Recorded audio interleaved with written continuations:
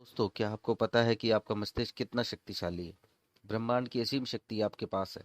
आपके मस्तिष्क में उत्पन्न होने वाले विचार आपके जीवन पे किस प्रकार प्रभाव डालते हैं?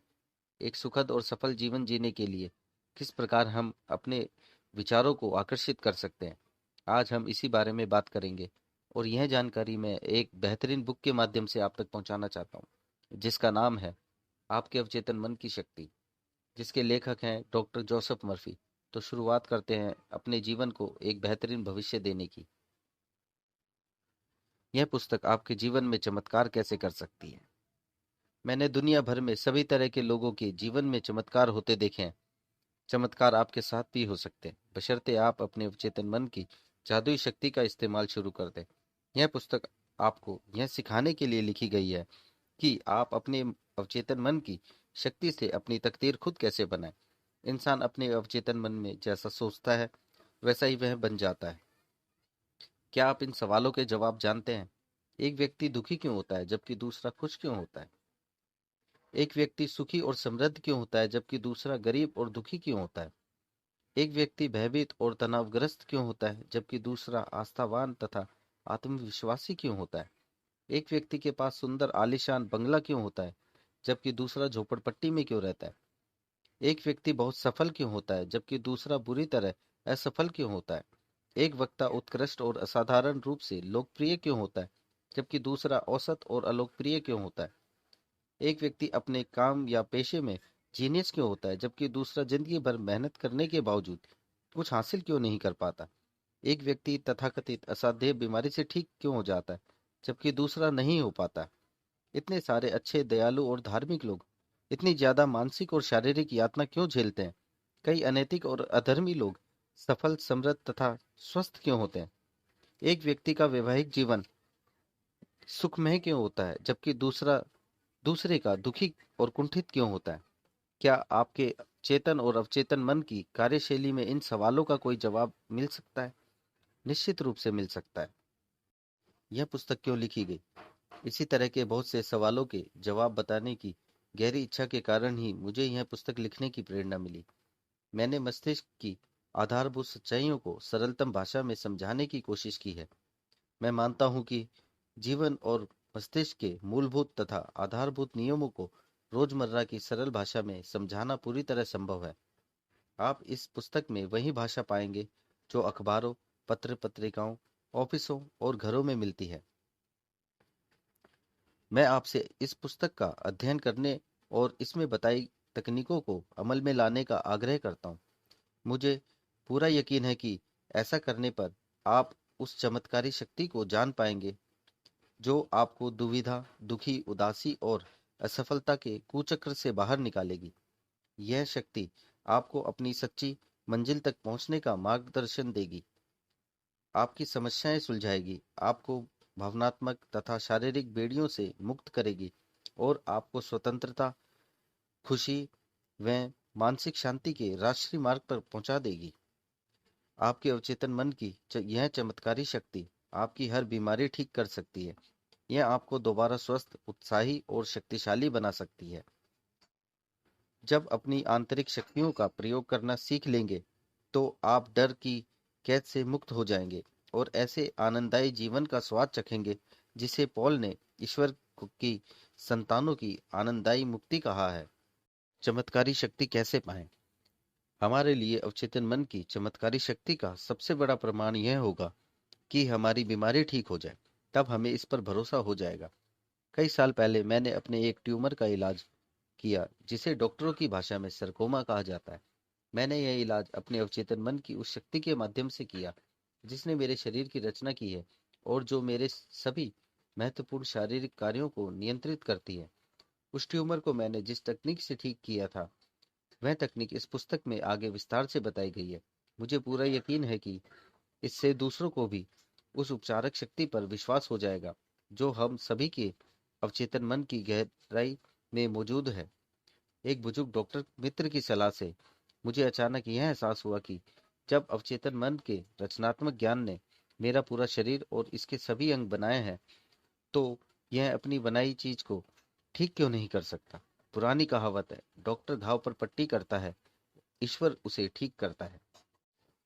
कारगर प्रार्थना से चमत्कार होते हैं। वैज्ञानिक प्रार्थना मस्तिष्क के चेतन और अवचेतन स्तरों के बीच की ऐसी सामंजस्य पारस्परिक क्रिया है जिसे किसी विशिष्ट उद्देश्य को पाने के लिए वैज्ञानिक तरीके से निर्देशित किया जाता है। यह पुस्तक आपके भीतर छिपी अनंत शक्ति के दोहन का वैज्ञानिक तरीका सिखाएगी। यह पुस्तक आपको वह सब कुछ पाने में समर्थ बनाएगी जो आप जीवन में सचमुच चाहते हैं। आप अधिक सुखी, पूर्ण और समृद्ध जीवन चाहते हैं। इस चमत्कारी शक्ति का इस्तेमाल करके अपने रोजमर्रा के जीवन को सुखी बनाएं, अपने काम धंधे की समस्याएं सुलझाएं और पारिवारिक रिश्तों में सद्भाव लाएं। इस पुस्तक को बार बार पढ़ें। इसमें आपको जानकारी मिलेगी कि यह अद्भुत शक्ति कैसे काम करती है और आप अपने भीतर छिपी प्रेरणा तथा बुद्धिमानी को सामने कैसे ला सकते हैं। अवचेतन मन को प्रभावित करने की आसान तकनीकें सीख लें। अपनी शक्ति के अनंत भंडार का दोहन करने का नया वैज्ञानिक तरीका अपनाएं। इस पुस्तक को ध्यान, ईमानदारी और प्रेम से पढ़ें।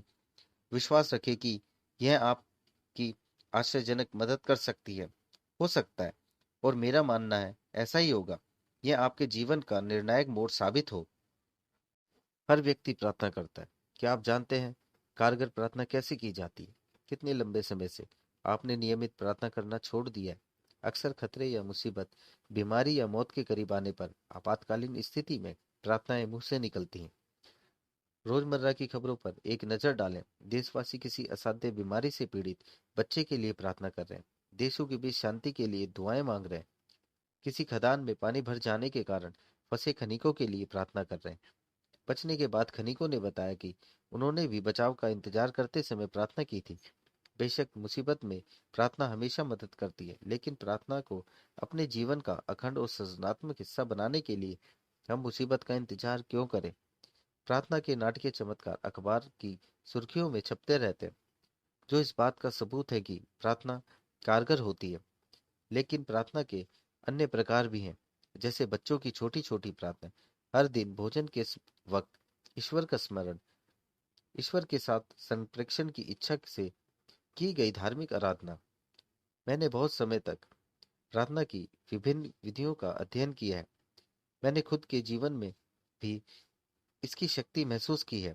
इसके अलावा मैंने कई ऐसे लोगों के साथ बातचीत और काम किया है जिन्हें प्रार्थना से बहुत लाभ हुआ है। आमतौर पर समस्या यह आती है कि किसी दूसरे को प्रार्थना करना कैसे सिखाया जाए। मुसीबत में फंसे लोगों के लिए तार्किक ढंग से सोचना और काम करना मुश्किल होता है। उनकी समस्याएं उन पर हावी हो जाती है और सुनने समझने की क्षमता को कम कर देती हैं। उन्हें कोई आसान फॉर्मूला चाहिए जिसका वे पालन कर सके, कोई कारगर तरीका जो सरल लेकिन खास हो। इस पुस्तक की अनूठी विशेषता इस पुस्तक की अनूठी विशेषता यह है कि यह व्यावहारिक और यथार्थपरक है। इसमें आपको आसान तकनीकें और कारगर फॉर्मूले मिलेंगे जिन्हें आप रोजमर्रा के जीवन में आजमा सकते हैं। ये आसान तकनीकें मैंने दुनिया भर के लोगों को सिखाई हैं। इस पुस्तक की कुछ बातें खास तौर पर आपकी मदद करेंगी। इसमें यह रहस्य खोला गया है कि आप जिस चीज के लिए प्रार्थना करते हैं, अक्सर आपको उसके उल्टे परिणाम क्यों मिलते हैं। दुनिया भर में हजारों लोगों ने मुझसे पूछा है, बार बार प्रार्थना करने के बावजूद मुझे मांगी हुई चीज क्यों नहीं मिली। इस पुस्तक में आपको इसका कारण पता चल जाएगा। इसमें अवचेतन मन को प्रभावित करने और सही जवाब पाने के तरीकों का जो स्पष्टीकरण दिया गया है, उससे यह असाधारण रूप से मूल्यवान बन जाती है। यह मुसीबत के समय में हमेशा मदद करेगी। इच्छा प्रार्थनाएं हर व्यक्ति सेहत, खुशी, सुरक्षा, मानसिक शांति और सच्ची अभिव्यक्ति की इच्छा रखता है, लेकिन हम में से कितने लोग इन्हें पा लेते हैं? यूनिवर्सिटी के एक प्रोफेसर ने कुछ समय पहले मुझसे कहा था, मैं जानता हूं कि अगर मैं अपने मानसिक नजरिए को बदल लूं और अपने भावनात्मक जीवन को नई दिशा दे दूं, तो मेरे हृदय की स्थिति सुधर जाएगी। मैं यह बात जानता हूँ। दिक्कत यह है कि मेरे पास ऐसा करने की कोई तकनीक, प्रक्रिया या कार्यविधि नहीं है। मेरा मस्तिष्क कई समस्याओं में पर इधर उधर भटकता रहता है और मैं कुंठित, दुखी तथा पराजित महसूस करता हूँ। इस प्रोफेसर के मन में संपूर्ण स्वास्थ्य की इच्छा थी। उसे तो सिर्फ यह ज्ञान नहीं था कि उसका दिमाग कैसे काम करता है। इस ज्ञान से वह अपनी मनोकामना पूरी कर सकता था, और यही हुआ। इस पुस्तक में बताई उपचारक विधियों के इस्तेमाल से वह पूर्ण स्वस्थ हो गया। सभी व्यक्तियों में शाश्वत मस्तिष्क अंश है। आपके अवचेतन मन की चमत्कारी शक्तियां उस समय भी मौजूद थी जब आप या मैं पैदा भी नहीं हुए थे। जब कोई चर्च नहीं था, जब दुनिया ही नहीं थी। जीवन की महान शाश्वत सच्चाइयाँ और सिद्धांत उस समय भी मौजूद थे जब कोई धर्म शुरू नहीं हुआ था। मैं आपसे आग्रह करता हूँ कि आगे आने वाले अध्यायों में आप इस अद्भुत, जादुई, कायापलट कर देने वाली शक्ति तथा उसकी उपयोगिता को अच्छे से जान लें। यह मानसिक और शारीरिक घावों को भर देगी, डरे हुए मन को हौसला बधाएगी और आपको गरीबी, असफलता, दुख, कमी तथा कुंठा की सीमाओं से पूरी तरह आजाद कर देगी। आपको तो बस मानसिक और भावनात्मक रूप से उस अच्छी चीज के साथ जुड़ना है जिसे आप हकीकत बनाना चाहते हैं। आपके अवचेतन मन की रचनात्मक शक्तियां इसी के अनुसार प्रतिक्रिया करेंगी। आज ही, अभी शुरुआत कर दें। अपने जीवन में चमत्कार होते देखें। ऐसा तब तक करते रहें जब तक कि सूरज ना निकल आए और अंधेरा दूर ना हो जाए। अध्याय 1। आपके भीतर बहुत बड़ा खजाना है। आपके भीतर बहुत बड़ा खजाना है। उसे हासिल करने के लिए आपको बस अपने मन की आंखें खोलकर उसे देखना भर है। आपके भीतर नियामतों का अथाह भंडार है, जिसमें से आप सुखद, समृद्ध और आनंदमयी जीवन जीने के लिए जरूरी हर चीज निकाल सकते हैं। कई लोग अपनी संभावना को इसलिए नहीं जान पाते हैं क्योंकि उन्हें अपने भीतर मौजूद असीमित ज्ञान और अनंत प्रेम के भंडार का पता ही नहीं होता है। जबकि सच तो यह है कि इसमें से आप अपनी हर मनचाही चीज निकाल सकते हैं। लोहे का चुंबकीय टुकड़ा अपने भार से 12 गुना अधिक वजन उठा सकता है, लेकिन अगर आप उसके चुंबकीय गुण को हटा दें तो यह एक पंख भी नहीं उठा पाएगा। इसी तरह लोग भी दो तरह के होते हैं। एक वे जो चुंबकीय होते हैं, वे आत्मविश्वास और आस्था से भरे होते हैं। वे जानते हैं कि वे सफल होने तथा जीतने के लिए पैदा हुए। दूसरे तरह के वे लोग होते हैं जिनमें चुंबकीय गुण नहीं होता है। वे बहुत बड़ी तादाद में होते हैं। वे डरों और शंकाओं से भरे होते हैं। अवसर सामने आने पर वे कहते हैं, अगर मैं सफल नहीं हुआ तो क्या होगा? कहीं मेरा पैसा ना डूब जाए, लोग मेरी हंसी उड़ाएंगे। इस तरह के लोग जिंदगी में ज्यादा आगे तक नहीं जा पाते। उनका डर उन्हें उसी जगह पर रोके रखता है जहां वे हैं। आप चुंबकीय व्यक्ति बन सकते हैं, बशर्ते आप इतिहास का सबसे बड़ा रहस्य समझ लें और उस पर अमल करने लगें। इतिहास का सबसे बड़ा रहस्य। मान लीजिए कोई आपसे इतिहास का सबसे बड़ा रहस्य पूछे, तो आप क्या जवाब देंगे? परमाणु ऊर्जा, ग्रहों पर पहुंचे अंतरिक्ष यान, ब्लैक होल? नहीं, इनमें से कोई नहीं। तो फिर सबसे बड़ा रहस्य क्या है? इंसान इसे कहाँ खोज सकता है? इसे कैसे समझा जा सकता है और इसका लाभ कैसे लिया जा सकता है? जवाब आसान है। यह रहस्य है आपके अवचेतन मन में पाई जाने वाली अद्भुत चमत्कारी शक्ति।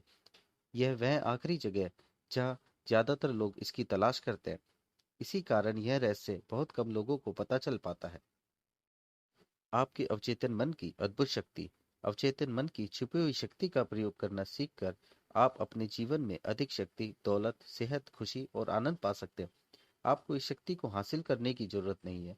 यह तो आप में पहले से ही है। बहरहाल, आपको यह सीखना होगा कि इसका इस्तेमाल कैसे किया जाता है। आपको इसे समझना भी होगा ताकि आप अपने जीवन के सभी पहलुओं में इसका प्रयोग कर सके।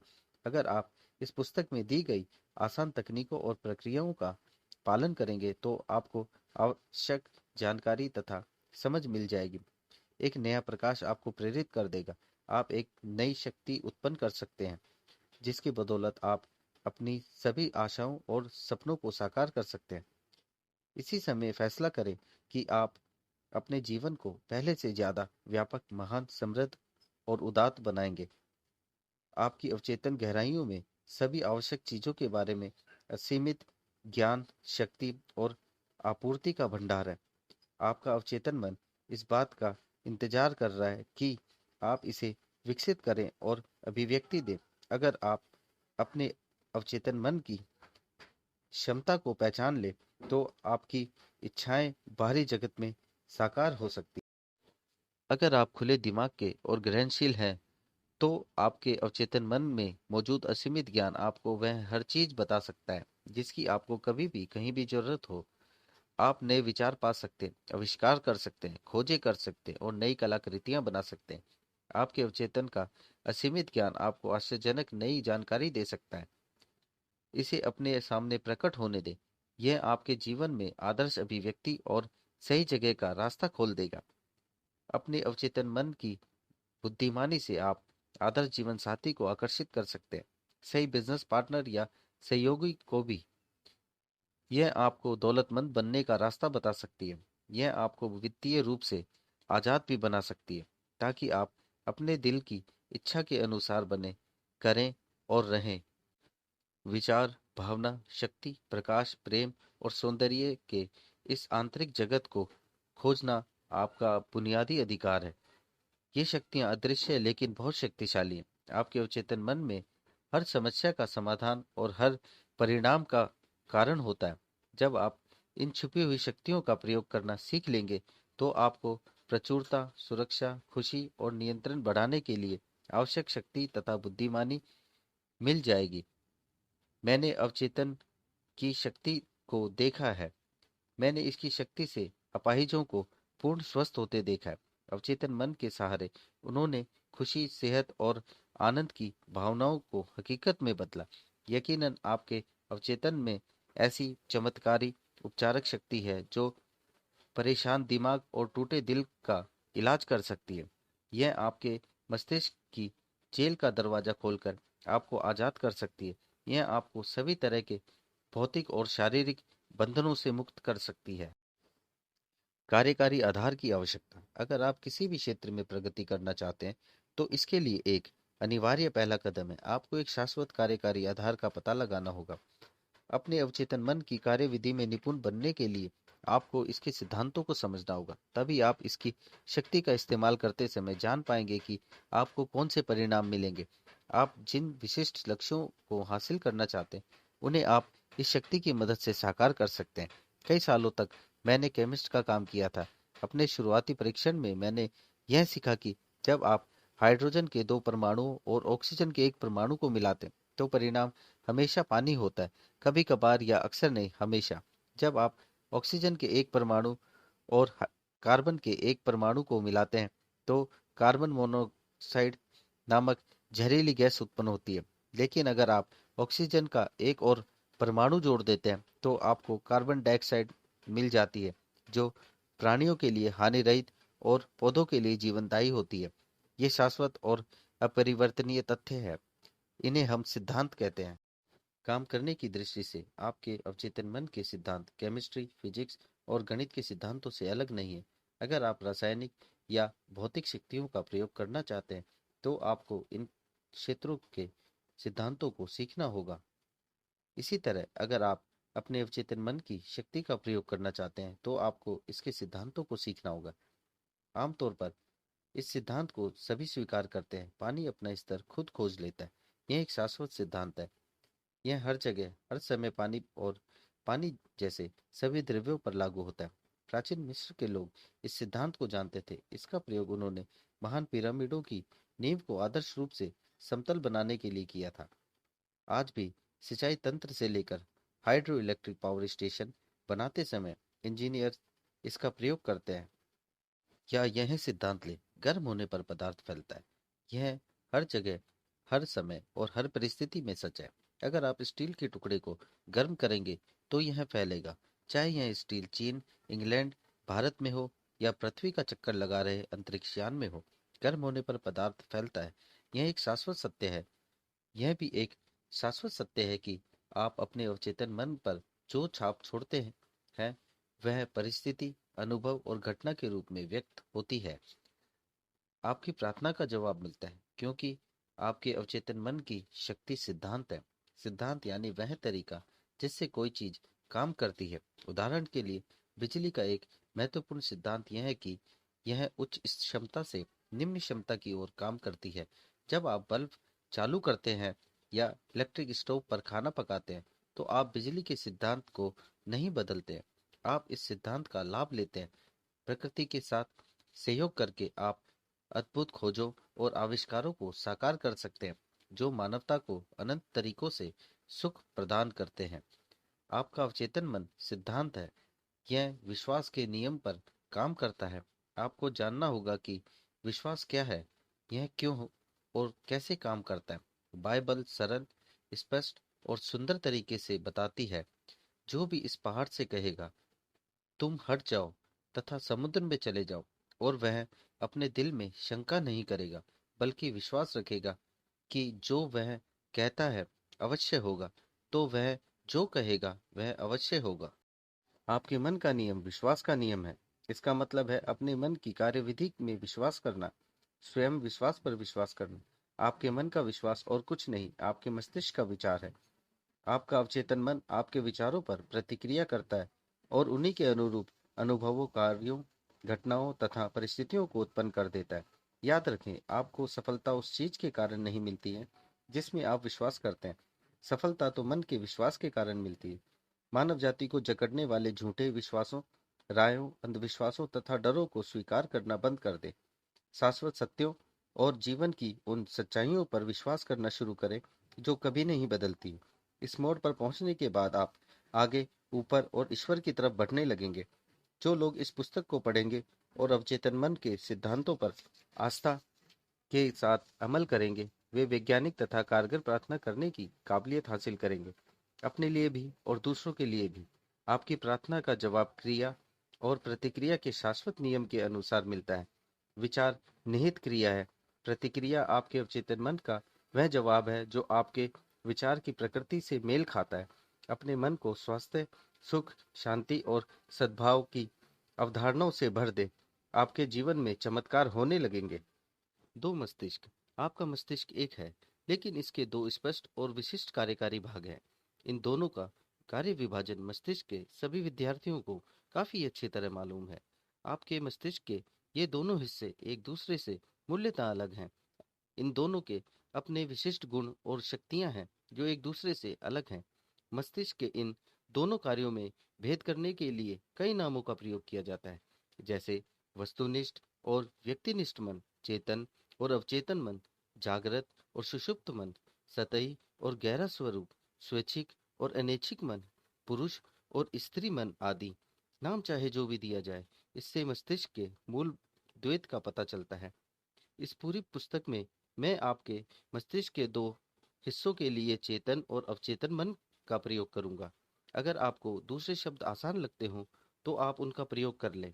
महत्वपूर्ण शुरुआती बात यह है कि मस्तिष्क की इस द्वैत प्रकृति को पहचान लिया जाए और स्वीकार कर लिया जाए।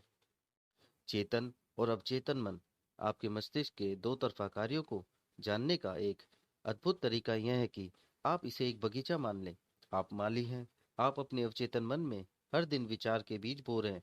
ज्यादातर समय आपको यह एहसास ही नहीं होता है कि आप ऐसा कर रहे हैं, क्योंकि बीज आपकी आदतन सोच पर आधारित होते हैं। जैसा आप अपने अवचेतन मन में बोते हैं, आपको अपने शरीर और परिस्थितियों में वैसी ही फसल काटनी पड़ती है। कल्पना करें कि आपका अवचेतन मन उपजाऊ मिट्टी है जो सभी तरह के बीजों की उगने में मदद करेगी, चाहे वे अच्छे हों या बुरे। अगर आप कांटे बोते हैं तो क्या आपको अंजीर मिल सकते हैं? अगर आप कंटीली झाड़ियां बोते हैं तो क्या आपको अंजीर की फसल मिल सकती है? हर विचार एक कारण है और हर परिस्थिति एक परिणाम। इसी वजह से यह अनिवार्य है कि आप अपने विचारों पर नियंत्रण करें। सिर्फ इसी तरह इच्छित परिस्थितियां मिल सकती हैं। इसी समय शांति, खुशी, सही कर्म, सद्भावना और समृद्धि के विचारों के बीज बोना शुरू कर दें। शांति और विश्वास से इन चीजों के बारे में सोचें। अपने चेतन तार्किक मन में इन्हें पूरी तरह स्वीकार करें। इन अद्भुत विचार बीजों को अपने मस्तिष्क के बगीचे में बोते रहें। आपको बहुत बढ़िया फसल मिलेगी। जब आपका मस्तिष्क सही तरीके से सोचता है, जब आप सच्चाई समझ लेते हैं, जब आपके अवचेतन मन तक पहुंचे विचार सृजनात्मक, सद्भावनापूर्ण और शांतिपूर्ण होते हैं, तो आपके अवचेतन की जादुई कार्यकारी शक्ति प्रतिक्रिया करेगी। यह उस विचार के लिए आवश्यक परिस्थितियों और उचित माहौल का निर्माण कर देगी। अपनी विचार प्रक्रियाओं को नियंत्रित करने के बाद आप किसी भी समस्या या मुश्किल में अपने अवचेतन मन की शक्तियों का प्रयोग कर सकते हैं। वास्तव में आप जानबूझकर हुए उस असीमित शक्ति और अटूट नियम के साथ सहयोग कर रहे हैं जो सभी चीजों पर लागू होता है। अपने चारों तरफ देखें। आप चाहे जहां रहते हो, आपकी सामाजिक स्थिति चाहे जैसी हो, आप देखेंगे कि अधिकांश लोग बाहर की दुनिया में जीते हैं। बहरहाल, ज्यादा ज्ञानी लोग अपने अंदर की दुनिया में जीते हैं। उन्हें यह एहसास है, जो आपको भी होगा, कि अंदर की दुनिया से ही बाहर की दुनिया उत्पन्न होती है। आपके विचार, भावनाएं और सपने आपके अनुभव के जनक है। आंतरिक मन ही एकमात्र रचनात्मक शक्ति है। ब्रह्म संसार में आपको जितनी भी चीजें मिलती है, वे सभी आपने अपने मन के अंदरूनी संसार में उत्पन्न की हैं, चाहे आपने यह काम सचेतन रूप से किया हो या अचेतन रूप से। जब आप अपने चेतन और अवचेतन मन की आपसी कार्यविधि के बारे में सच्चाई जान लेंगे, तो अपने जीवन की कायापलट करने में कामयाब हो जाएंगे। अगर आप बाहरी स्थितियों को बदलना चाहते हैं, तो आपको उनके कारणों को बदलना होगा। अधिकांश लोग परिस्थितियों और स्थितियों से संघर्ष करके उन्हें बदलने की कोशिश करते हैं। ये समय और मेहनत की भयंकर बर्बादी है। वे ये नहीं देख पाते हैं कि ये स्थितियाँ और परिस्थितियाँ किसी कारण से उत्पन्न हुई हैं। अपने जीवन में मनमुटाव, दुविधा, कमी और सीमा को दूर करने के लिए आपको उसके मूल कारण को दूर करना होगा। कारण है वह तरीका जिससे आप अपने चेतन मन का प्रयोग करते हैं, वे विचार और तस्वीरें जो आप इसमें भरते हैं। कारण बदल दें, परिणाम अपने आप बदल जाएगा। यह इतना ही आसान है। हम सभी असीमित दौलत के अथाह समंदर में रहते हैं। आपका अवचेतन मन आपके चेतन विचारों के प्रति बहुत संवेदनशील होता है।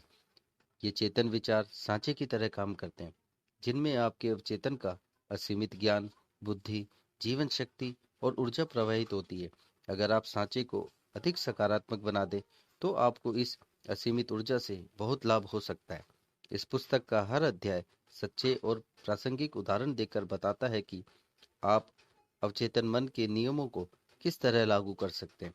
जब आप इन तकनीकों का प्रयोग करना सीख लेंगे, तो आप गरीबी के बजाय अमीरी, अंधविश्वास और अज्ञान के बजाय बुद्धिमानी, आंतरिक संघर्ष के बजाय शांति, असफलता के बजाय सफलता, दुख के बजाय खुशी, अंधकार के बजाय प्रकाश, मतभेद के बजाय सद्भाव, डर के बजाय आत्मविश्वास तथा आस्था का अनुभव करने लगेंगे।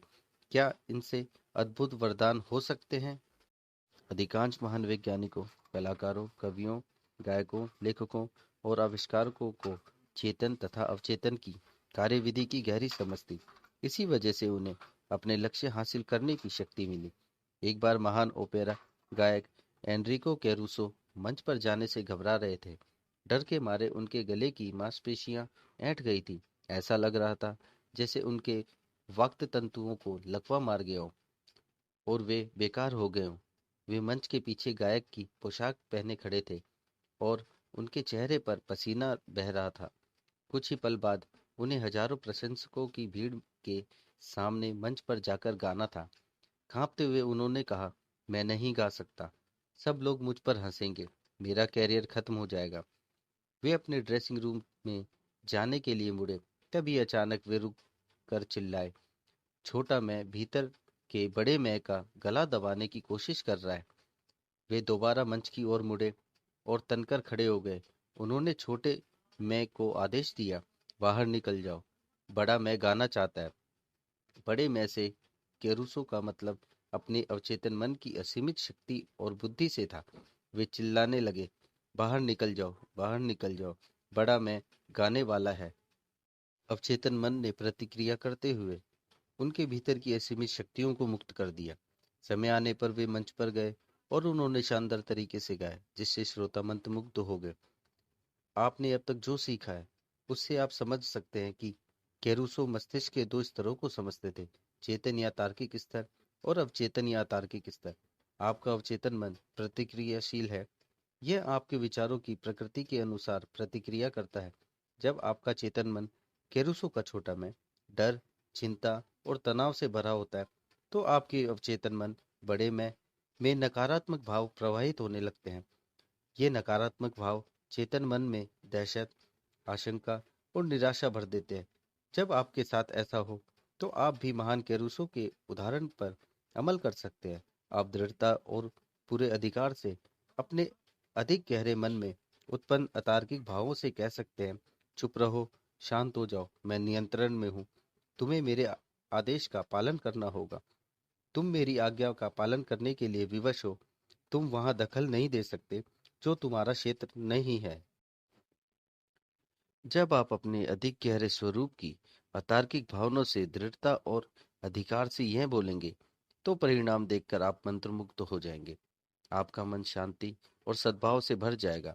अवचेतन मन चेतन मन के अधीन रहता है, इसलिए इसे अवचेतन कहा जाता है। कार्यविधि का बड़ा अंतर। चेतन मन समुद्री जहाज का कप्तान है। वह जहाज को दिशा देता है। वह इंजन रूम के लोगों को आदेश देता है। तभी वे बॉयलर, यंत्रों और बाकी उपकरणों को नियंत्रित करते हैं। उन्हें यह पता नहीं होता कि वे कहाँ जा रहे हैं। वे तो सिर्फ कप्तान के आदेश का पालन करते हैं। अगर कप्तान कंपास और बाकी यंत्रों के आधार पर गलत या दोषपूर्ण निर्देश जारी कर दे तो जहाज चट्टानों से टकरा सकता है। इंजन रूम के लोग कप्तान के आदेशों का पालन करने के लिए बाध्य हैं, क्योंकि वही बॉस है। चूंकि उसे पता होना चाहिए कि वह क्या कर रहा है, इसलिए इंजन रूम के लोग कप्तान से बहस नहीं करते हैं या पलटकर कुछ नहीं कहते हैं। वे तो सिर्फ चुपचाप उसके आदेशों का पालन करते हैं। कप्तान अपने जहाज का मालिक होता है और बाकी लोग उसके आदेशों का पालन करते हैं। इसी तरह आपका चेतन मन आपके जहाज का कप्तान और मालिक होता है। आपके शरीर, आपके परिवेश और आपसे जुड़े सभी मामलों का। चेतन मन अपने विश्वास तथा अनुमानों के आधार पर आदेश देता है और आपका अवचेतन मन चुपचाप उन आदेशों को मान लेता है। यह आदेशों पर सवाल नहीं करता है या यह नहीं पूछता कि वे किस आधार पर दिए जा रहे हैं। अगर आप खुद से बार बार कहें, मेरे पास इस चीज को खरीदने के लिए पैसे नहीं है, तो आपका अवचेतन मन आपकी बात मान लेता है। वह यह सुनिश्चित कर देता है कि आपके पास अपनी मनचाही चीज खरीदने के लिए कभी पैसे न रहें। जब तक आप कहते रहेंगे, मेरे पास उस कार, छुट्टियां, उस घर के लिए पैसे नहीं है, तब तक आपका अवचेतन मन आपके आदेशों का पालन करता रहेगा। आप जीवन में इन चीजों को कभी नहीं खरीद पाएंगे। आप सोचेंगे ऐसा परिस्थितियों के कारण हुआ है। आपको ये लगेगा ही नहीं कि आपने अपने नकारात्मक विचारों से ये परिस्थितियां खुद निर्मित की हैं। पिछले क्रिसमस ईव पर नीना डब्ल्यू नाम की एक युवती, जो दक्षिणी कैलिफोर्निया यूनिवर्सिटी की छात्रा है, बेवली हिल्स के एक बेहतरीन शॉपिंग इलाके से गुजर रही थी। उसके मन में उमंग थी। वह बफेलो, न्यूयॉर्क में अपने परिवार के साथ छुट्टियां मनाने जाने वाली थी। जब नीना एक दुकान के पास से गुजरी, तो उसकी निगाह डिस्प्ले विंडो में रखे एक सुंदर स्पेनिश लेदर बैग पर पड़ी।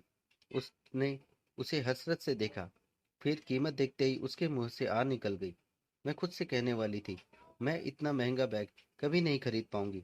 तभी उसे मेरे लेक्चर का यह वाक्य याद आया, कभी भी किसी नकारात्मक वाक्य को पूरा मत करो, इसे तत्काल उलटकर सकारात्मक कर दो और आपके जीवन में चमत्कार हो जाएगा। कांच के पार रखे बैग को घूरते हुए उसने कहा, यह बैग मेरा है, यह बिक्री के लिए है। मैं मानसिक रूप से स्वीकार करती हूँ कि यह मुझे मिलेगा और मेरा अवचेतन मन यह सुनिश्चित करेगा कि यह मुझे मिल जाए। उसी शाम को नीना अपने मंगेतर से डिनर पर मिली। वह रैपर में लिपटा एक सुंदर तोहफा लाया था। सांस रोककर नीना ने उसे खोला। वहां पर वही लेदर बैग था जिसे उसने उसी दोपहर को देखा था और अपना मान लिया था। उसने अपने मन को उम्मीद से भर लिया था। इस तरह उसने इस मामले को अधिक गहरे मन यानी अवचेतन मन में पहुंचा दिया था, जिसके पास उपलब्धि की शक्ति है। बाद में नीना ने मुझे बताया, मेरे पास उस बैग को खरीदने लायक पैसे नहीं थे, लेकिन इसके बावजूद यह मुझे मिल गया। अब मैं जान चुकी हूँ कि मुझे धन और बाकी चाही गई चीजें कहाँ मिलेंगी। वे सब मुझे अपने भीतर के शाश्वत खजाने से मिलेंगी। उसके अवचेतन ने किस तरह प्रतिक्रिया की? कुछ महीने पहले मुझे रूथे नामक महिला का एक पत्र मिला, जिसने मेरे भाषण सुने थे। उसने लिखा था, मैं 75 साल की विधवा हूँ। मेरे बच्चे बड़े होने के बाद बाहर चले गए थे। मैं अकेली रहती थी और सोशल सिक्योरिटी तथा थोड़ी सी पेंशन पर गुजारा कर रही थी। मेरा जीवन बहुत सूना और निराशाजनक था। फिर मुझे अवचेतन मन की शक्तियों पर आपका भाषण याद आया। आपने कहा था कि दोहराव, आस्था और उम्मीद के जरिए हम अपने विचार अवचेतन मन तक पहुंचा सकते हैं। क्या यह सच हो सकता है? मैंने आजमाने का फैसला किया। मेरे पास खोने के लिए कुछ नहीं था। मैं बार बार पूरी भावना से दोहराने लगी, मुझे कोई चाहता है, कोई मुझसे प्यार करता है, मैं शादीशुदा हूँ और मेरा पति दयालु, प्रेमपूर्ण तथा आध्यात्मिक मानसिकता वाला है। मैं सुरक्षित और सुखी हूँ। मैं लगभग 2 हफ्ते तक हर दिन यह बात कई बार दोहराती रही। एक दिन नुक्कड़ वाली दवाई की दुकान पर एक रिटायर्ड फार्मासिस्ट से मेरी मुलाकात हुई। वे दयालु, समझदार और बहुत धार्मिक थे। वे मेरी प्रार्थना का आदर्श जवाब थे। 1 हफ्ते के भीतर ही उन्होंने मेरे सामने शादी का प्रस्ताव रख दिया। इस समय हम यूरोप में हनीमून मना रहे हैं। मैं जानती हूँ कि मेरे अवचेतन मन की बुद्धिमत्ता ही हम दोनों को इतने करीब लाई थी। रूथ ने पाया कि खजाना उसी के भीतर था। उसकी प्रार्थना उसके दिल को सच्ची लगी और उसकी सकारात्मकता उसके अवचेतन मन में उतर गई।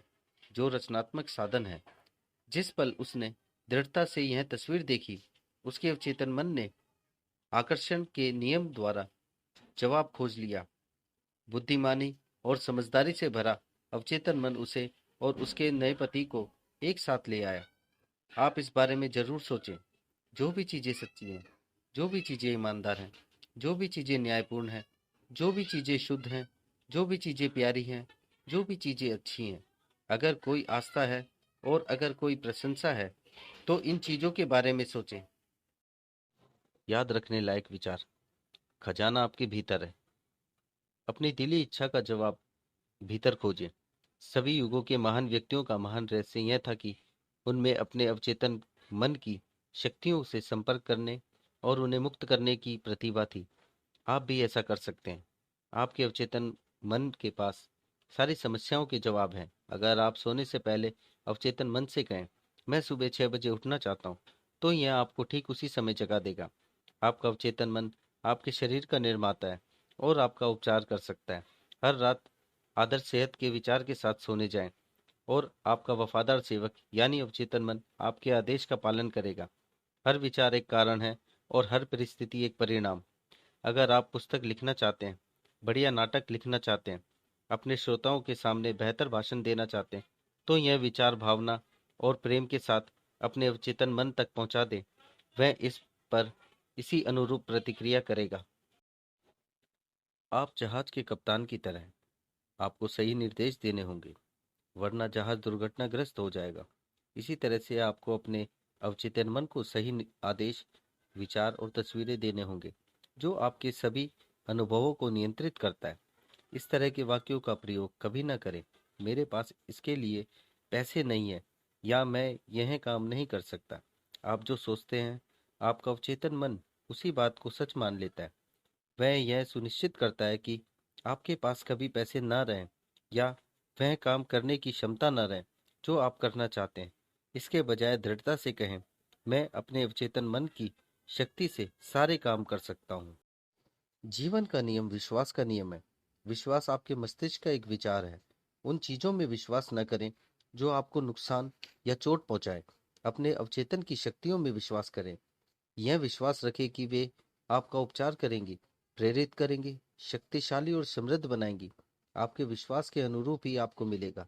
अपने विचारों को बदल ले, आपकी तकदीर खुद ब खुद बदल जाएगी।